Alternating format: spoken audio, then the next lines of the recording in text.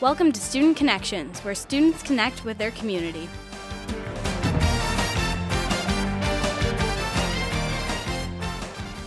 Hello and welcome to Student Connections. Today we have Sergeant Scott Braun and Deputy Gunner. Welcome. Thank you. So tell us, what is your normal day like? Normal day starts around 4 a.m. We get ready for our shift. Shift supervisor at the St. Clair County Sheriff's Office, along with running the Fire Investigation Division. Typical day is getting the guys ready to go to work, get their shifts, their areas.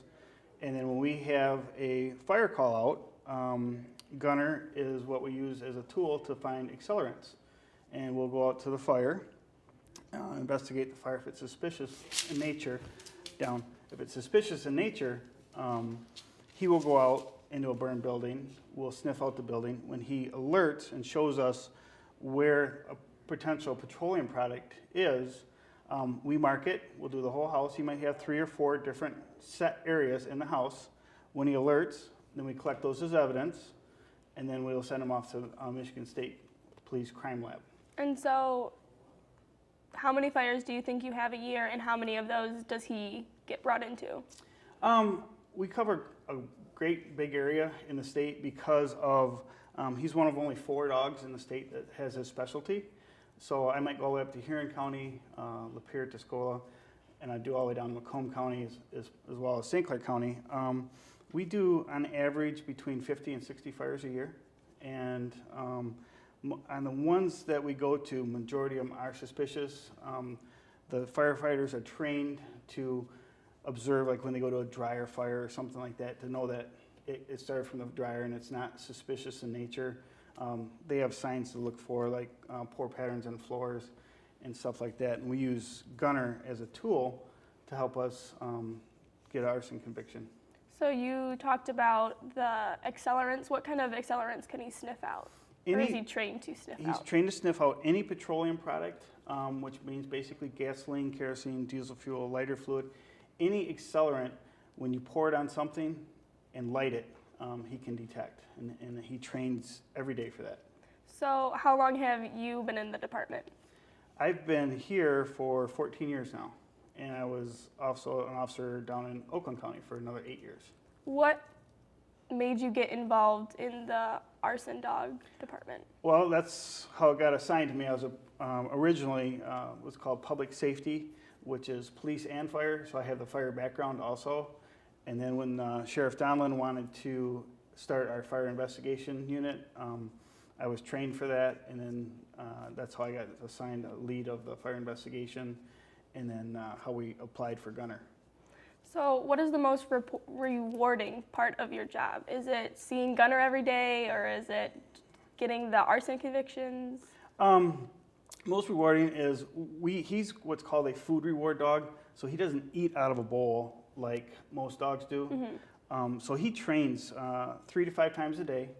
In his training, we take any kind of bare room or even burnout structure and put a drop of accelerant down. When he does that, he alerts, and then I feed him out of my hand. Mm-hmm. So there's a lot of work that goes into his training and keep him certified for his expertise, and it's really rewarding when we get a fire and a conviction because of what he's found inside the fire. So what influenced you to get gunner? Is that Sheriff Donnelly? Yep, Sheriff Donlin. He actually sent me away originally to a school called Tustin, which is a fire investigation school. And then through State Farm, they have a program that does the arson dogs nationwide. They do about 5 dogs nationwide per year. We applied for a grant to get gunner, and we were one of 5 jurisdictions back in 2009 to get an arson dog. And he costs, by the time I fly out to his training, fly back, and his training, State Farm has about $30,000 in the gunner. So how old is gunner? He's 5.5. He's 5.5 years old. So how long does it take between recertifications? Because this is obviously an important job for a dog. Yep. Every year he has to go to his certifications. We've been to 4 different locations. He's going into his 6th year.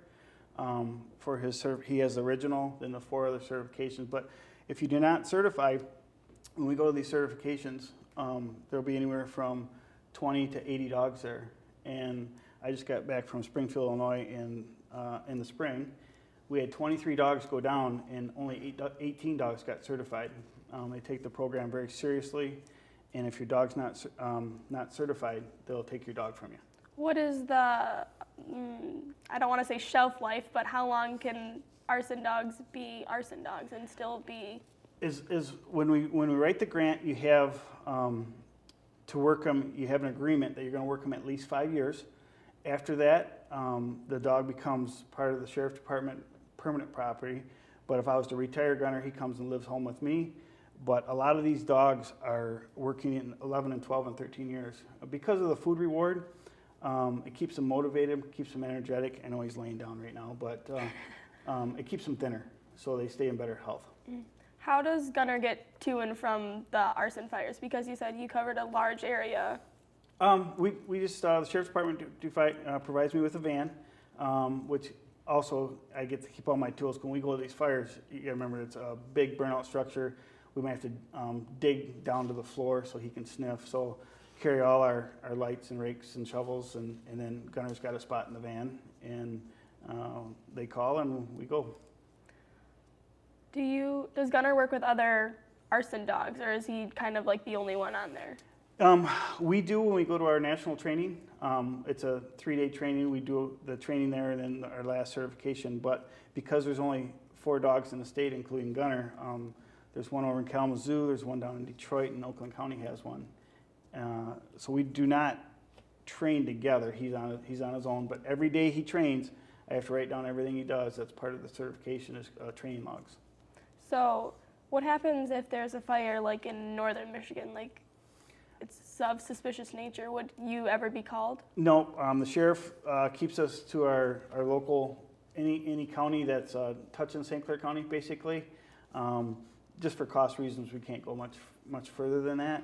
And they would call a dog. The state police have a dog also, I forget, but he's kind of centrally located, and he will go on most fatal fires.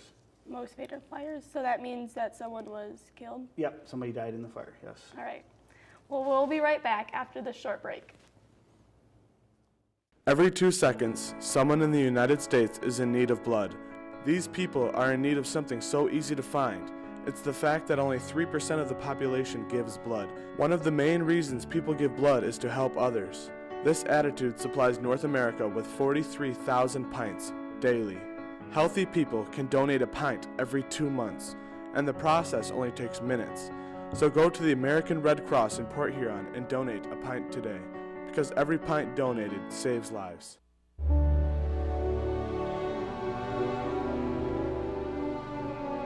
They've stormed beaches and freed countries.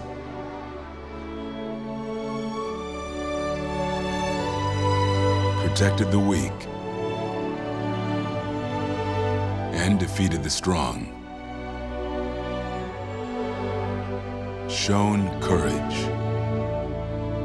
and compassion. They've raised our flag and our hope. They've been called leathernecks. They've been called devil dogs. But above all, they're called Marines. Welcome back to Student Connections. Today we have with us Sergeant Scott Braun and Gunner. So tell us, how did Gunner get his name?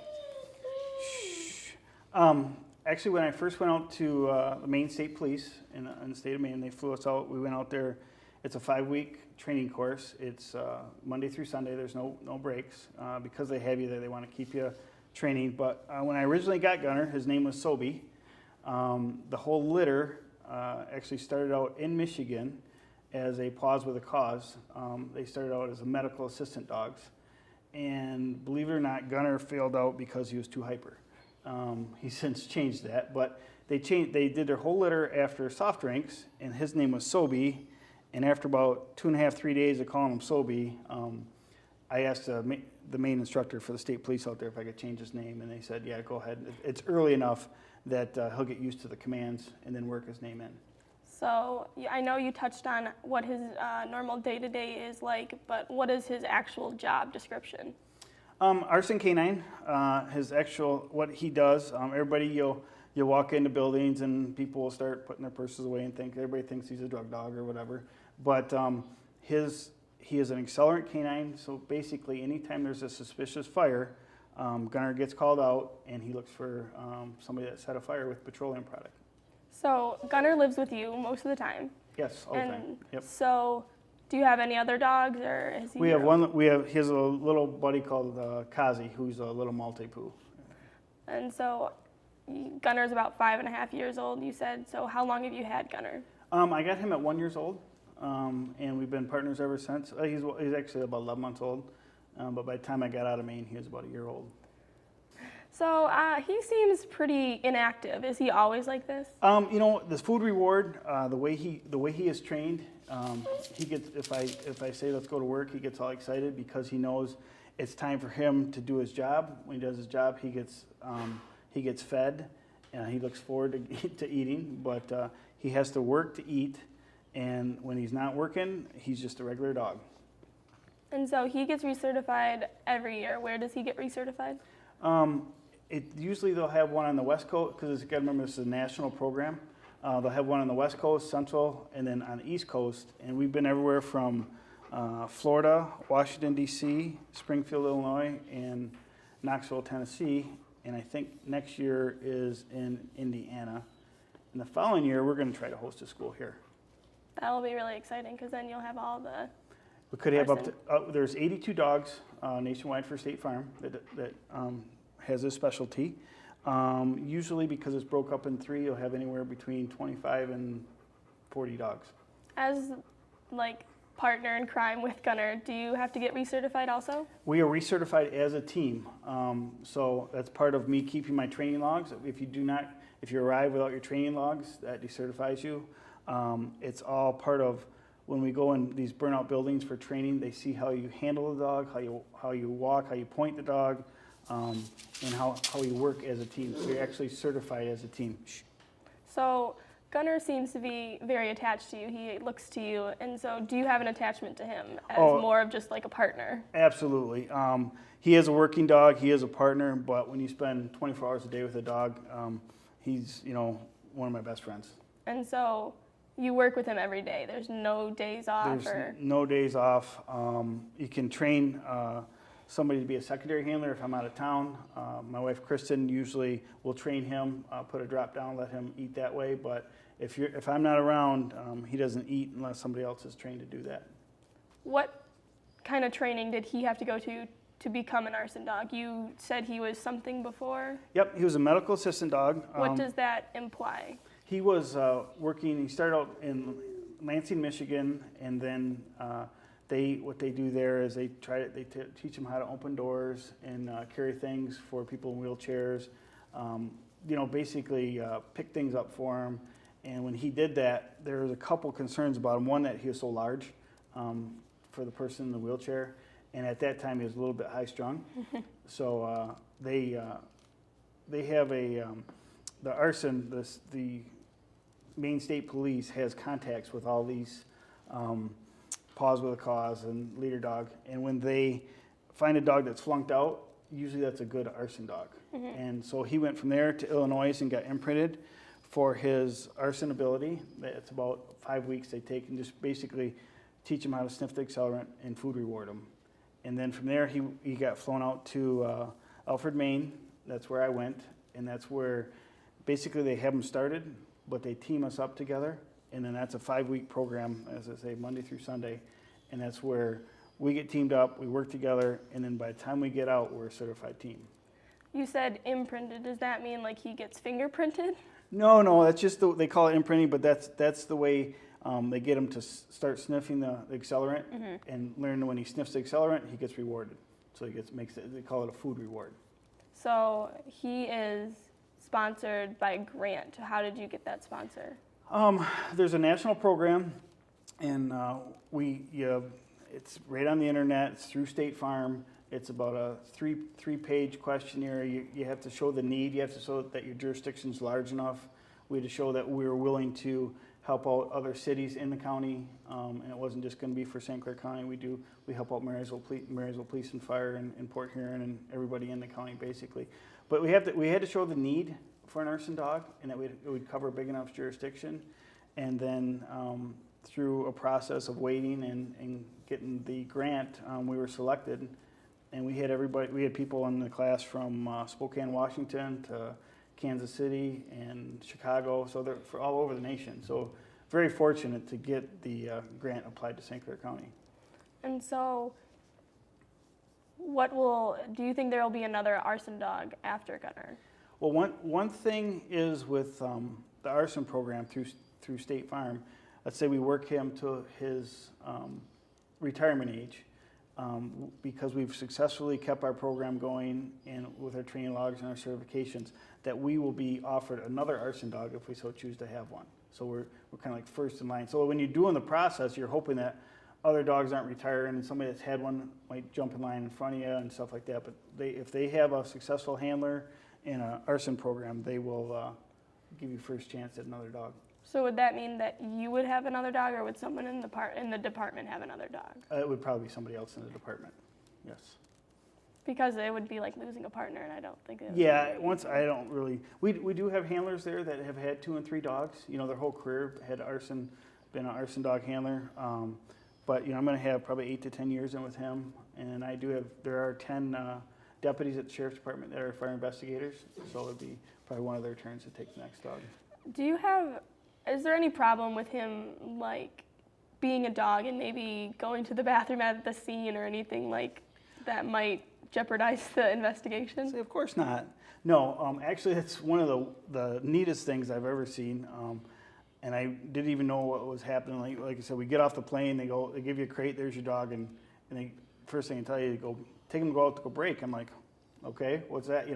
Well, break to them, they actually teach them. If you say break, that means he's going to pee, and if you say break, that means he's going to do the other thing. So they actually teach them basically on command to go to the bathroom, so they can be ready to go into a fire. It's not a distraction for them. So we get them out.